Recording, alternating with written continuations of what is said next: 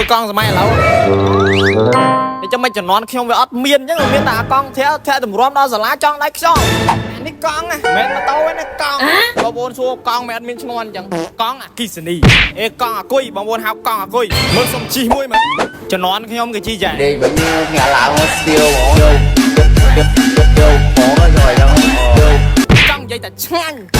សុំថែម5ចានទៀតចង់និយាយតែអែមហ្មងភ្លើងសំខាន់ពីភ្លើងសុំផ្លូវនេះភ្លើងសុំផ្លូវភ្លើងនេះប្រភេទនេះប្រភេទគេហៅថាប្រភេទភ្លើងគុជភ្លើងសមានគុជ2គ្រាប់អាកូតមួយអាធម្មតាមួយអាហ្វាណាកូតខ្ញុំបាក់តែមើលបងប្អូនពេលថ្ងៃអាចតែមើលមិនឃើញតែពេលយប់ភ្លឺច្បាស់បងប្អូនដឹងហើយប្រភេទអាភ្លើងសវាភ្លឺច្បាស់សំខាន់គេមានអាលេងអាបូមមកក្រោយទៀតកម្មក៏លេងហើយដែរបងប្អូនទិញទៅបាច់លេងកម្មទៀតទេនៅក្រោយគេលេងហើយដែរសំខាន់ខ្ញុំចាប់ប្រាំងទៅមិញនឹងល្អណែគេមានប្រើប្រាស់ជាមួយនឹងប្រភេទហ្វ្រាំងឌីមុខក្រោយទាំងមុខទាំងក្រោយហ្វ្រាំងឌីទាំងអស់បងប្អូនទីឆ្ងល់ចុះកង់នេះឃើញរៀងដូចម៉ូតូកង់ឥឡូវគេធ្វើរៀងដូចម៉ូតូអាប្រភេទកង់អង្គុយរៀងដូចម៉ូតូហ្មងខ្ញុំអត់យល់ដែរខ្ញុំឃើញម៉ូតូដែរគេលោបងប្អូនថាធាក់កង់ទៅវាមិនសូវអស់លុយអានេះជិះគេសយបញ្ចូលម្ដងអស់លុយ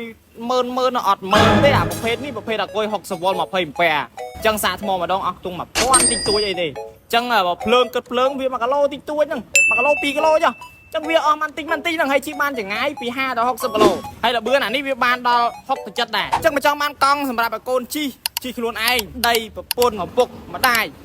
ស្អីទៀតទេតែទាំងអស់ហ្មងអាចធ្វើការសាកល្បងមកប្រើប្រាស់ជាមួយនឹងម៉ូតូអគ្គិសនីរបស់ជេម៉ូតូកង់អគ្គិសនីរបស់ JB យើងបាន